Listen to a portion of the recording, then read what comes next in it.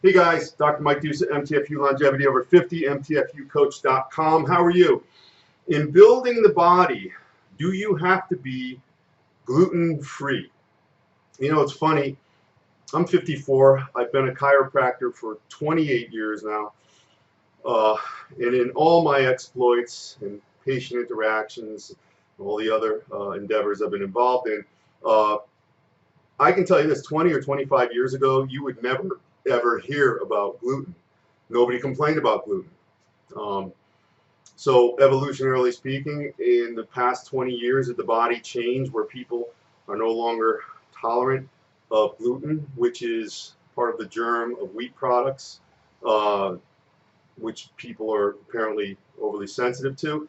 I don't know, but I can tell you that um, the whole gluten movement, if you will, is pretty much a fad, and a lot of people have jumped on that bandwagon. Up to 20 to 30% of people now engage in totally gluten-free diets. I was just at the food store tonight, and I went down one of the aisles, and I was in like the baking aisle, and I'd say, I don't know, 15-20% of the packages on either the package, the bag, or the cylinder, it said gluten-free. So people totally eliminate gluten from their diets, but this is how they do it. They buy those products, which are crappy products. What did Jack LaLanne say? If it's in a package, a bag, or a cylinder, or a box, don't eat it. And he's right. In this case, these were items like pizza crust mix, cake mix, batter, frosting, cookies, brownies, mixes, all gluten-free. But those are terrible foods. In fact, they weren't natural to any degree. They were chock full of preservatives, specifically nitrites and nitrates, which are chemicals that evoke a lot of the physical eruptions that you get with celiac and wheat sensitivity and non-celiac gluten sensitivity, which is the category that is in question here. The intestinal upset, the diarrhea, the headaches, the nausea, the vomiting, the chicken flesh in the backs of the arms. So you're not doing yourself any favors there. You're in a way you're getting rid of the gluten, but you're ingesting these other things that cause the same symptoms. And again, those others I just mentioned, celiac disease is a real disease. It's an autoimmune disease.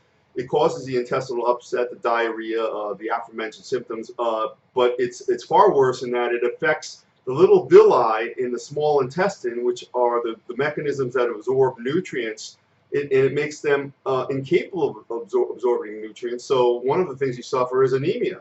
And going untreated, celiac disease can lead to diabetes, cancer, death, obviously.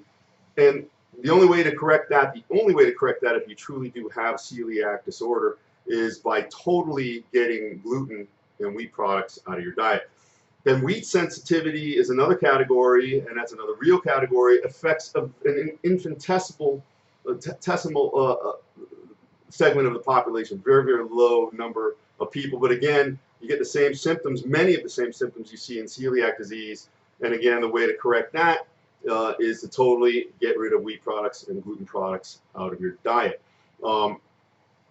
Jimmy Kimmel, or one of those late night hosts, sent one of his guys out a while back. I saw this on the internet. And he went up to 20 people in the street with a microphone, put it in the face, and said, "Hey, gluten." And each person was like, "Oh no, gluten's bad. I don't eat gluten. I'm done with gluten."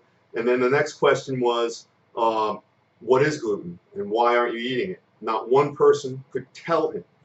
So that's a knee-jerk reaction. You're listening to what you hear. It's not really corresponding to what's going on in your body. You may have these symptoms. But there's a lot of questions in the research, the literature, in the scientific body that does work on this as to whether you really have this problem or whether it exists or not. Now, gluten in building the body, if you're a bodybuilder or you're building your body or making yourself better, should you avoid it? I can tell you, for me, myself, just because of the way I eat, I keep very high protein. So I eat the high proteins, chicken, fish, some lean red meats, turkey, all that. You know, I write it on here every day. You see that. And I have a lot of cruciferous vegetables. I have a lot of broccoli, cauliflower, spinach.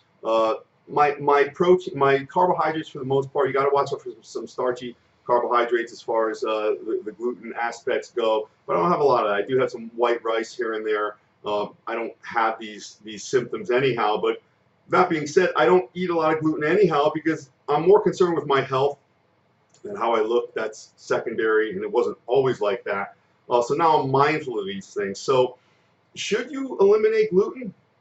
If you think you're having these symptoms, you've got to get a good diagnosis. I remember in practice, a very high number of people who would come to me from other clinics or they had a long-standing problem, they did not have a good or proper diagnosis. They didn't know what was going on. They had these symptoms. They thought they had these symptoms.